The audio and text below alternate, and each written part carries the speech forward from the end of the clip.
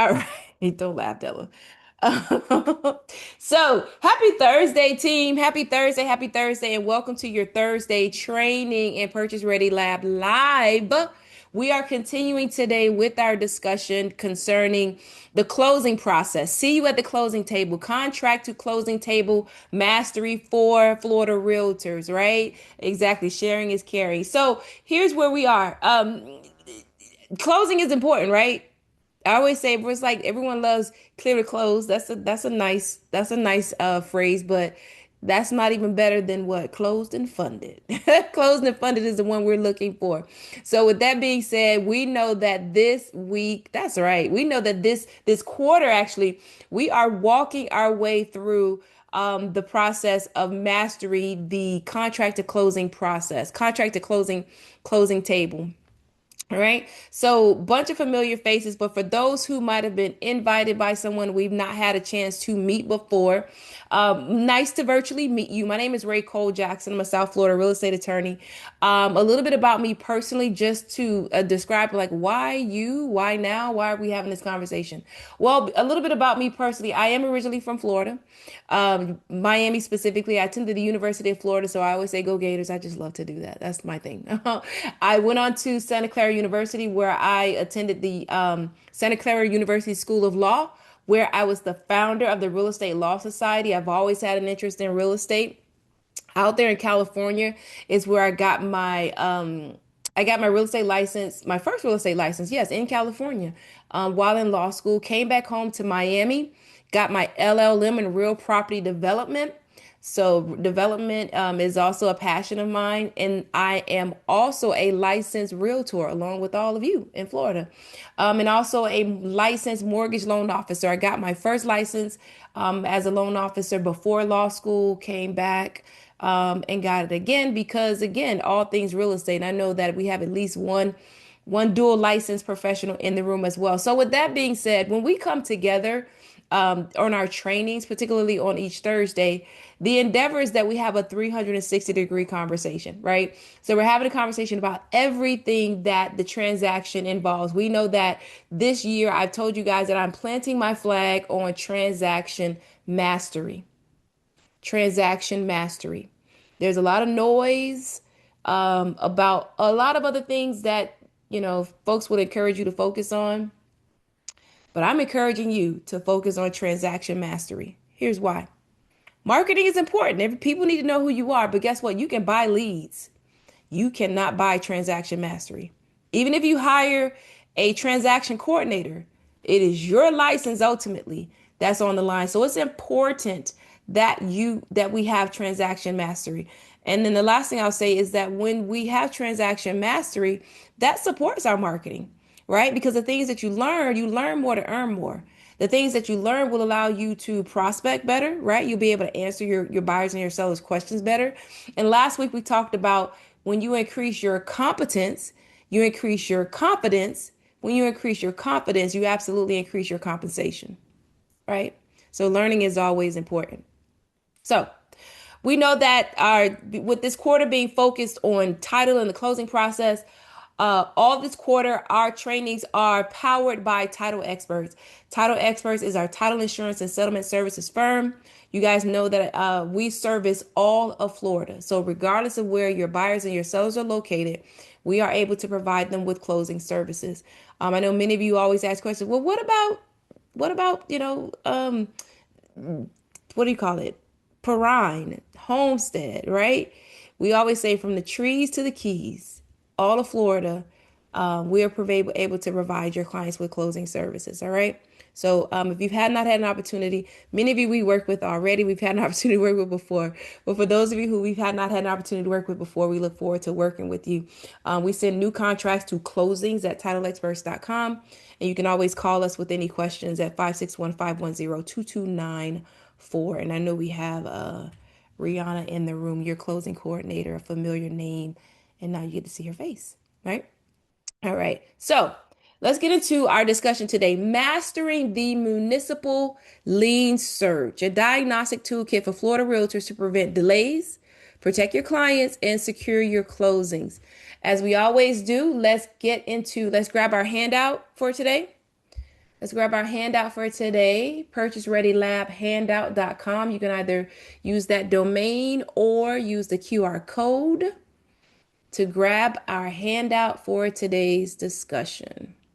All right. All right. So,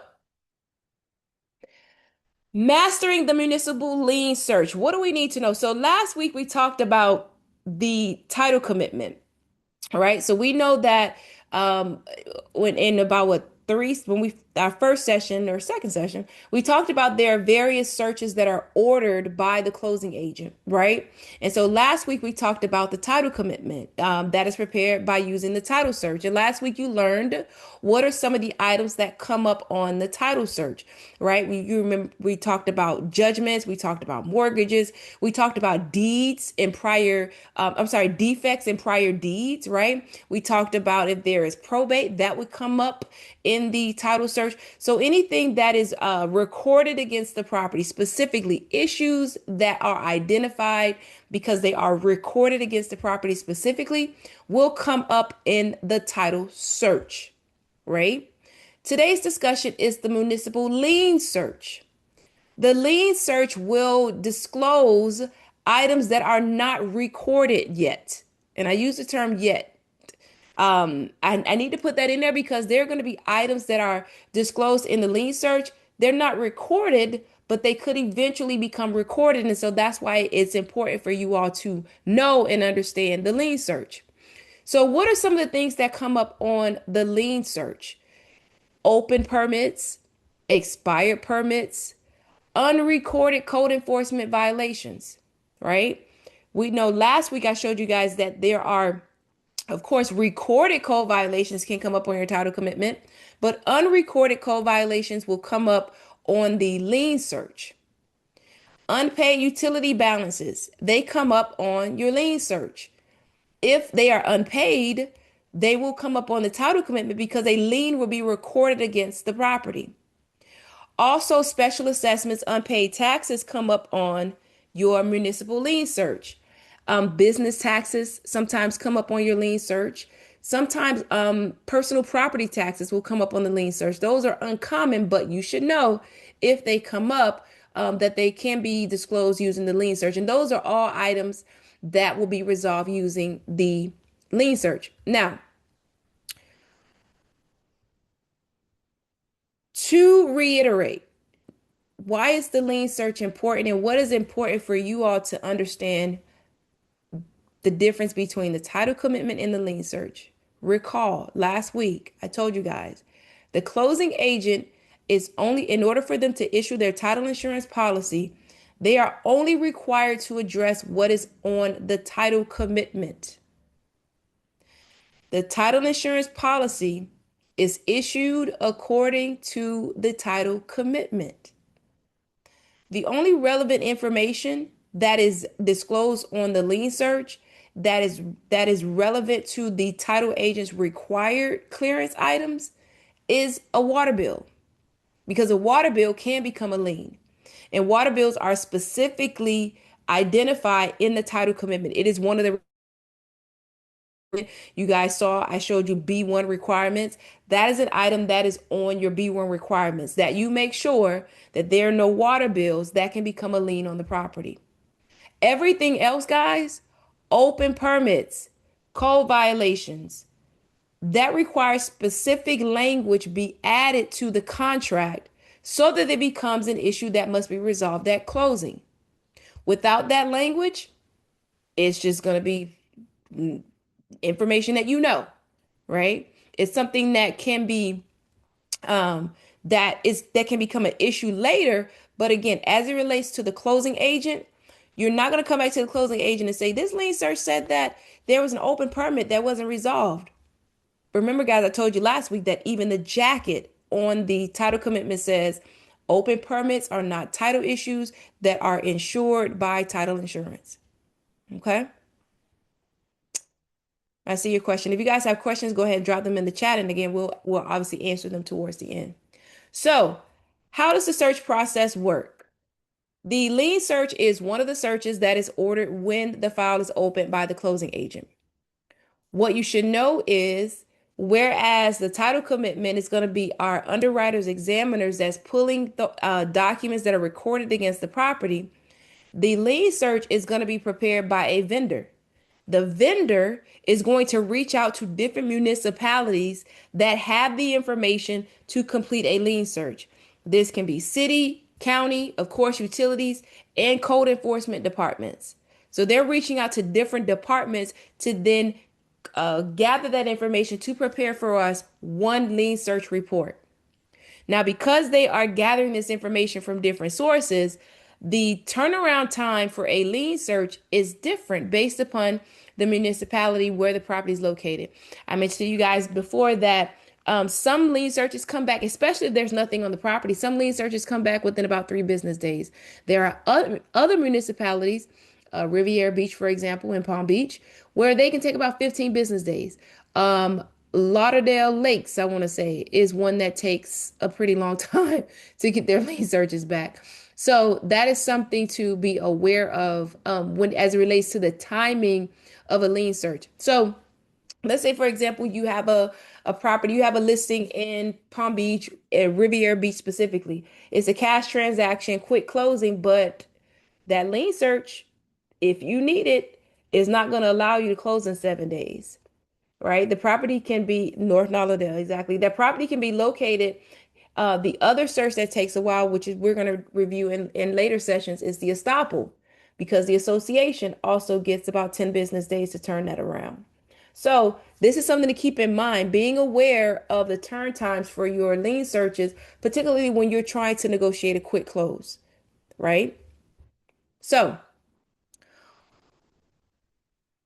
the what are the unrecorded risks that are disclosed by the lien search that you need to be aware of? Again, I've already mentioned utility balances. You need to know that utility balances can become they can become liens, so they must be paid at closing.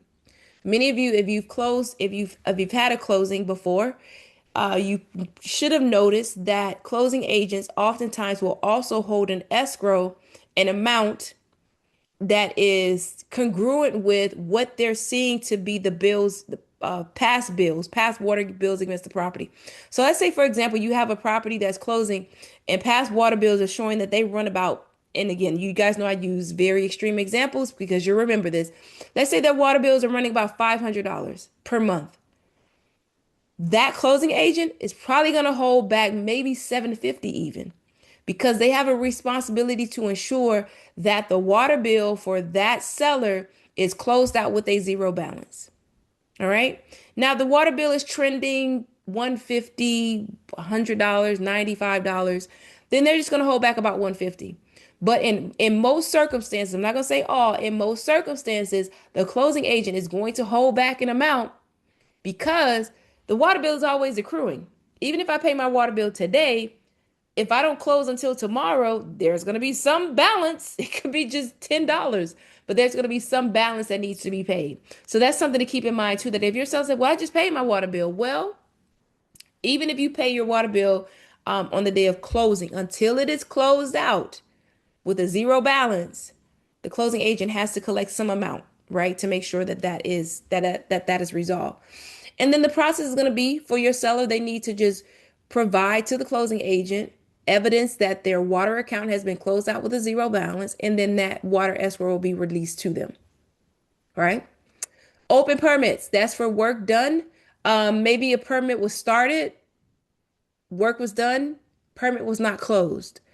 This is not uncommon for, unfortunately, contractors. They will do the work, but they won't close the permit. Roofers, notorious. They will do the work, they don't close the permit. So, open permits are what are reflected on the lien search, not the title commitment, on the lien search. Unrecorded code violations. Recorded code violations will show up on the title commitment. Unrecorded shows up on the lien search. This is important. These you don't want to play with, right? Permits, they don't cause monetary issues. Code violations do.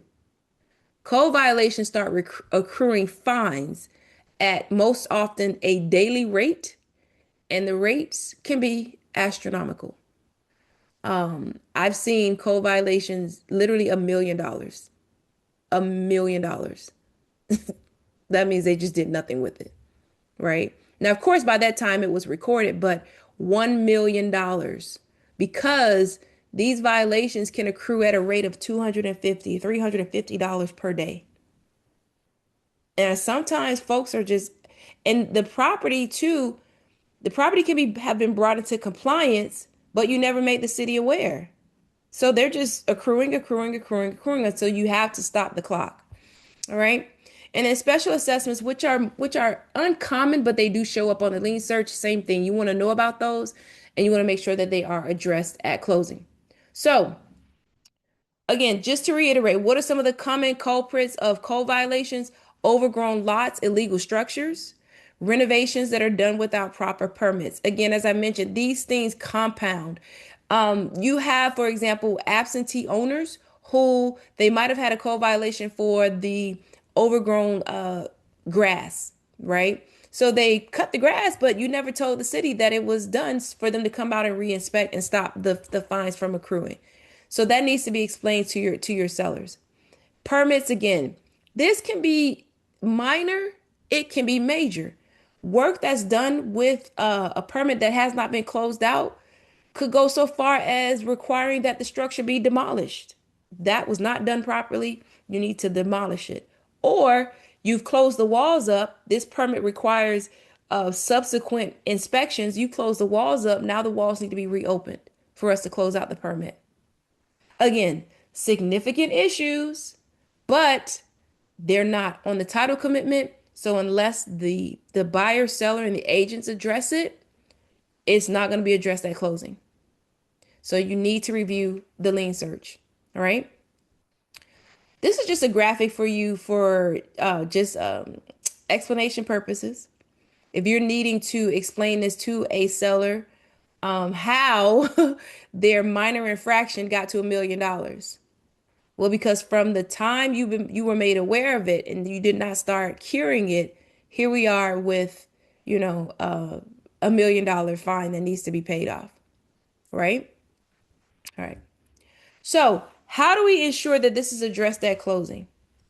You need to make the search a condition, the lien search a condition of closing.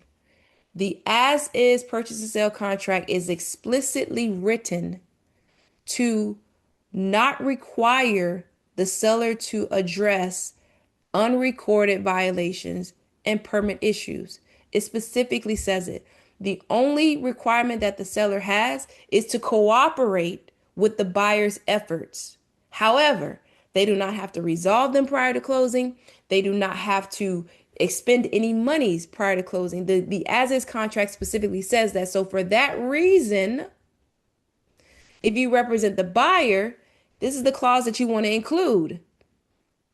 If you represent the seller, you have no idea what I'm talking about. I'm just kidding. But if you represent the buyer, this is like customary at this point. I can tell you that I rarely see contracts come through that don't have this language because this is a known thing at this point, right? That you're going to include in the additional terms section. Seller will be responsible for resolving all unrecorded code violations, all permits prior to closing at seller's expense. Three elements. Unrecorded code violations and permits. Well, you can say four. Unrecorded code violations, because the recorded code violations are going to come up on the title search.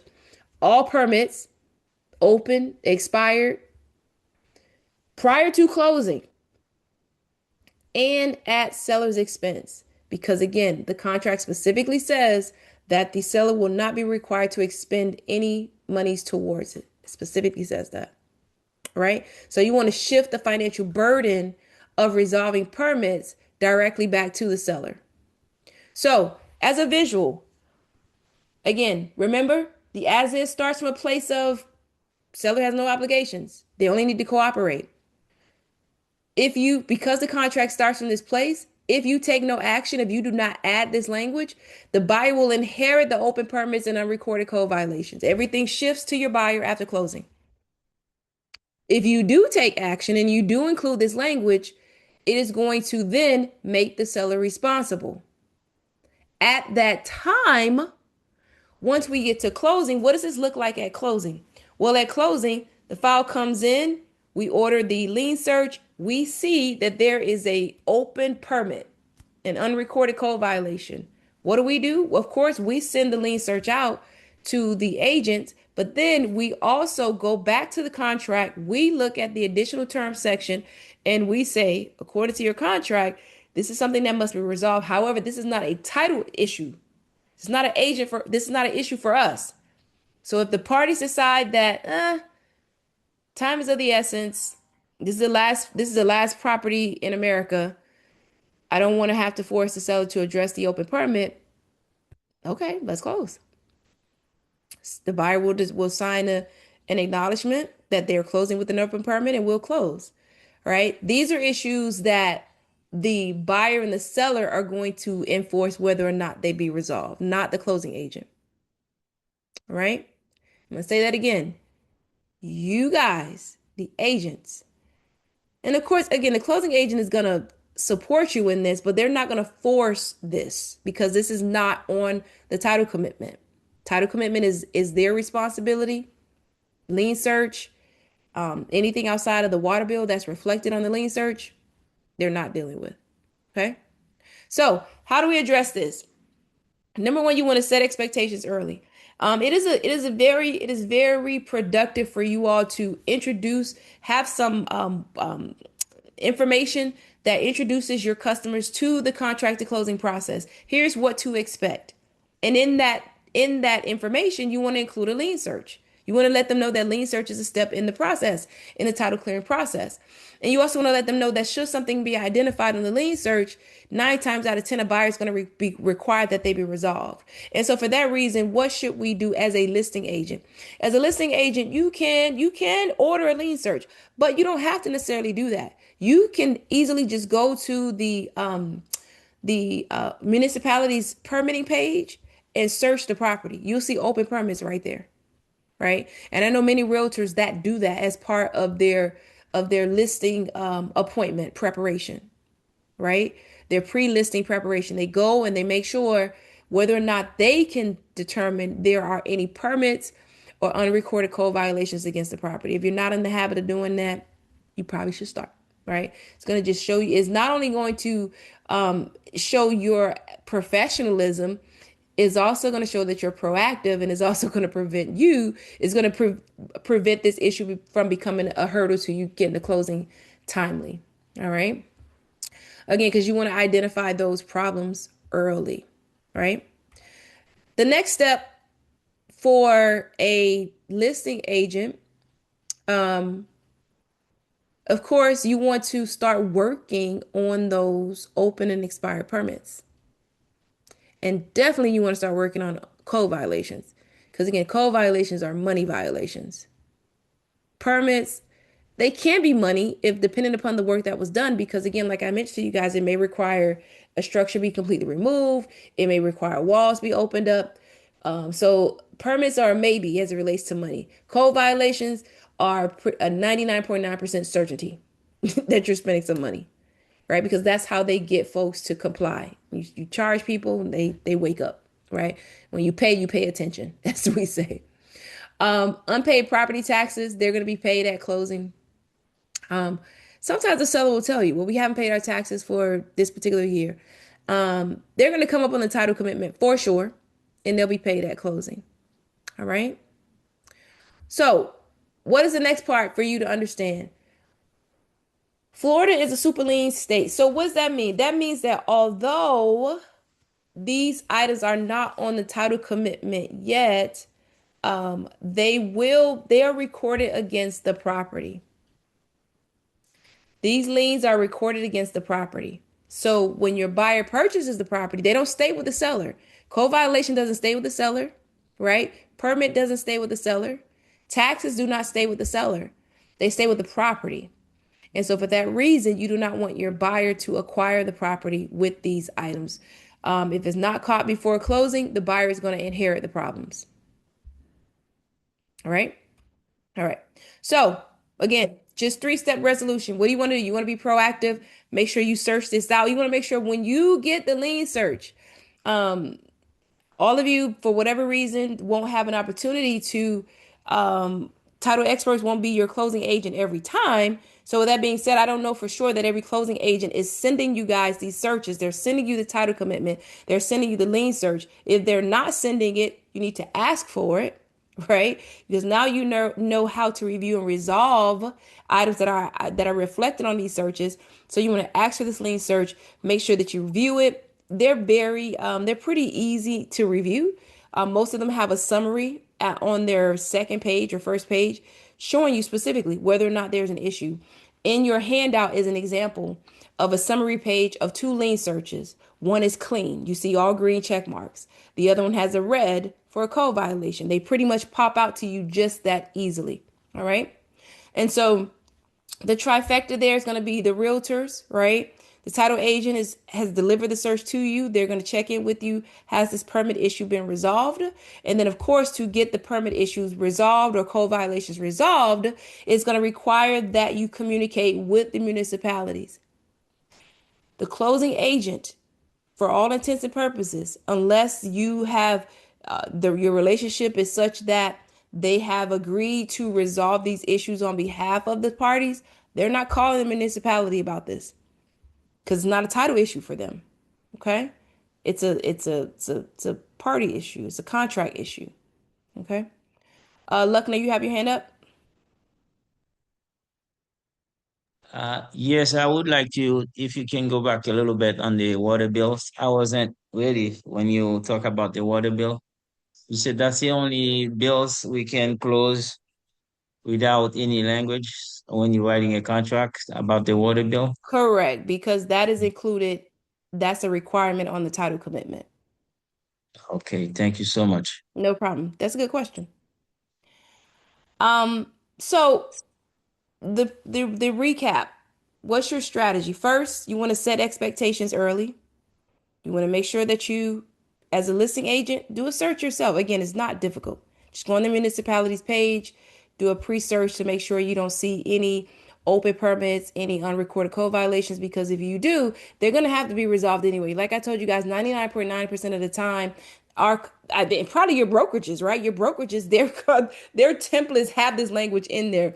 Many brokerages, their contract templates already have specific language in there. And most brokerages have this language that seller will be responsible for closing out, resolving unrecorded code violations, resolving permits prior to closing at their expense. They have that language in there. All right. If by chance your brokerage or your contract template does not have that in there, you want to make sure that it's in there.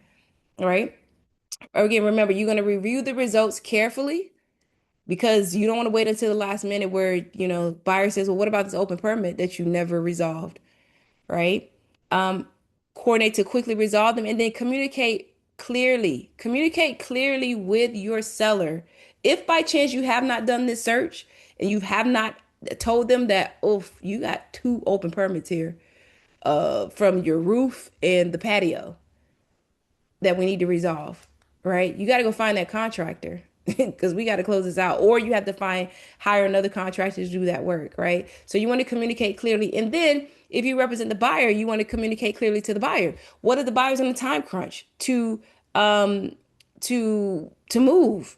But this permits have not. No one started working on these permits right away, right? We might be having a conversation about a post closing holdback. That's a whole nother conversation, right? Because that's the other thing too. We might as well let me hit that while we're on it, because we're going to talk about post closing holdbacks. Lien search matters. Post closing holdback, pretty much without much conversation with it. There's not much question about that. Whether or not the closing agent can do that. Title commitment, it depends. It depends. It depends, right? So let's use, for example, the code violations. A recorded code violation is a matter that the title agent must resolve. It has come up on their title commitment. What is the situation when a closing agent is willing to close with a post closing escrow related to a code violation? In circumstances where the violation has been cured, right? The violating matter has been resolved. So the daily fines have stopped accruing, and we have a number certain. We know that their balance is $48,543. However, we want to give the seller an opportunity to go before the magistrate and request that that fine be lowered. Well, in that case, we can hold back funds and close because the violating matter has stopped. It's in compliance. The only thing now is that we need to pay, right? So in that case, you can close with a holdback regarding code violation. But if the code violation has not been cured, and you're like, just hold all my money and we'll cure it post closing. No, because it's $250 a day. Even if your proceeds are $1 million. Remember, I told you guys we had $1 million lien before. Most people don't have $1 million in proceeds. Even if your proceeds are a couple $100,000, well, that number gets eaten up very quickly at $250 per day, $500 per day. So with that being said, if it's a code violation, it has to at least stop the bleeding before you can close. All right. All right. So the biggest mistake you can make, waiting too long to address the results of your searches. So the bottom line is you want to make sure that you get ahead of it quickly. You want to make sure that you are aggressive about communicating with municipalities about resolving it. I don't know about you guys if you've ever had the experience, but sometimes they can be a little slow. They can take their time getting back to you. So you don't want to wait until you don't want to see an issue today. And so I'll call them next Wednesday when I have my administrative day. Because you just never know how long it's going to take for them to get back to you. Right. And then as it relates to the list pendants, contract is king. If you represent the buyer, you want to ensure that the additional terms, that the language is added in the additional terms. If you represent the seller, you have no idea what I'm talking about. Let me stop. I'm gonna stop making that joke. It's like I'm encouraging you guys to avoid it, and I'm not. So what are some quick questions just to round us out? Is the lien search legally required? It is not legally required. As a matter of fact, guys, in some municipalities in North Florida, they don't even order a lien search. They just reach out to the water department, get the bill, and then that's how they resolve the requirement on the title commitment. The lien search is sometimes these are geographical practices. So in South Florida, we order lien search just by default. In some northern counties, they don't even order a lien search, right? So again, is it legally required? No. But if it's part of your contract, then absolutely yes. Can we close with open permits? Yes, unless the contract specifically precludes you from doing that. Because again, open permits are not title issues. They don't come up on the title commitment. Who pays for the lien search? That's negotiable. You guys know we have 9C1, 9C2, 9C3. Depending upon which of those options you select in the purchase and sale contract is going to determine who's going to pay for the lien search. What is the cost for a lien search? It depends. You're looking at approximately about 250. We always estimate about 250, but that cost is a pass through. That's a pass through. That means the title agent's not making any money off that. Whatever the lien search vendor charges for it is what we're going to charge the parties. It's a pass through. All right.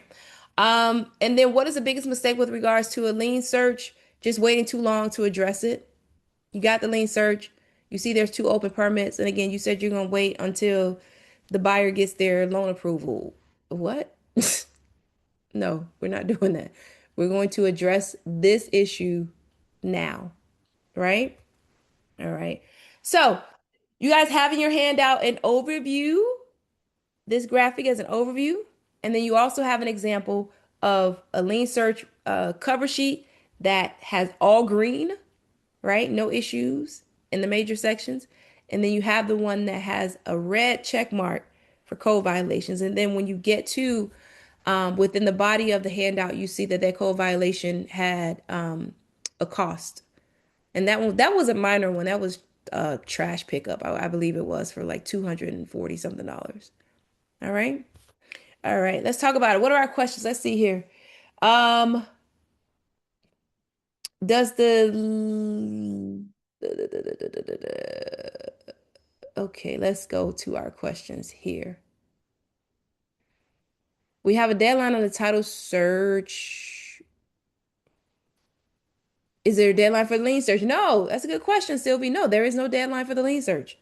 There is no deadline for the lien search results because, again, there is no requirement for the lien search specifically. That's a very good question, Sylvie. Where do you see the liens on property? Are you meaning where do you go to? You would go to your permits department for the municipality that the property is located in. Finish that sentence. Um, should the request be all open permits? All permits. You want to say all permits, not even open permits, because you can have some that are expired, may or may not be an issue, and open permits. So the language is all permits. So that's your catch-all. Now, if you want, you can delineate each permit type, but all permits is sufficient. Um, the title companies have a list of different counties, cities, and local municipality websites. No, we just go to it. Nope. And yes, it can be sometimes you have to poke around, but no, we don't have. Will the slides be available, Hansel? No, the slides are not available. This will be recorded and it will be posted to our YouTube channel. But the handout is what you keep. There is a rule on open permits that you would have to, and this is Robin's question. If it's not resolved, you would have to just reach out to the municipality and make them aware of that. They're not scrubbing their open permits to see which apply. Not yet, at least. There are some efficient municipalities, but if that does apply in your case, then you would just have to raise that information to them. Do I have a book about all the topics? Not yet. Does the list pendants? Yes, that's a good question, Hansel. So Hansel's question is, does a list pendants needs to be addressed before closing? Absolutely yes. A list pendants is coming up on your title commitment. For those of you who are unaware what a list pendants is a lien that's recorded against a property to make the public aware that it is that there is litigation associated with that property. So you see list pendants recorded against properties that are in foreclosure. If there's a dispute, maybe a contract dispute related to that property, case in point, your closings. Sometimes these closings don't go as expected, and a legal dispute arises out of this transaction. An individual, a buyer, would go and they would file a legal action, and they would record a list pendants against the property to essentially tie up the property. I want to make that clear. If you have two parties, a buyer and a seller, under contract for the purchase and sale of property of a property, and by chance there's a dispute, the buyer files a legal action against that property. They record a list pendants. That seller is not selling that property without passing through that buyer. That has to be resolved. So you guys should know that. So that's a very good question. Um, do we provide any preliminary search services? No, not for a buyer. No. Specifically for condos that are currently going through renovations. No, we don't do that. In the past we have done the title search, not the lien search. And it's particularly because the title search is a cost that we can't control because that's our title search. The lien search, no. When a lien search is ordered, you owe those folks their money. So we can't just be ordering those. Um, Sylvie's question about finding a tree of how to find permits in West Palm Beach and Broward County. I would tell you the best course of action is you literally just go to the permits department. So you would go to West Palm Beach permits department, permitting department. It's gonna come up, the website's gonna come up, you call them. That's your best bet. Yep. How long does it take to dismiss a list pendants? It depends. A list pendants requires that the dispute be resolved. All right. So if for example, let's say for example, if it's a list pendants related to a pending foreclosure, well, that's going to be resolved by paying off the debt, the mortgage. But if it's a list pendants related to a dispute and the parties haven't resolved the dispute, it's going to take as long as it takes to resolve that dispute. All right. So that's a good question. Um, Another question I've heard of old permits sunsetting. Is that true? They're null and void. They're 20 years old. We don't even have to go that far. I want to say like last year, time flies, but I feel like it was just last year. There was statutes passed that allow for permits to be resolved in a shorter time period. But that's permits. That's not list pendants. A list pendants has a whole separate time frame. So I'll say, for example, a list pendants judicially, for example, if you have an open matter before a judge and you don't resolve it, then a judge is going to say, "Hey, I'm going to dismiss this case if you guys don't resolve it." But that's a whole separate conversation. But just to answer your question succinctly, a list pendants technically does not just expire, and it's not based on some 20-year rule of sunsetting. What is a website address for permits in both counties? It's different, right? So you have permits in West Palm, you have permits in and it's not Broward County, it's the municipality specifically. So you would have to go to that municipality's page. Again, the quickest way to just Google, let's say Lauderhill Permits Department. The website, the Google is going to give you their website for their permitting department. You're going to call them and say, "Hey, I'm trying to do a search on a property to determine whether or not there's any permits." And they'll tell you exactly which website to go to. All right.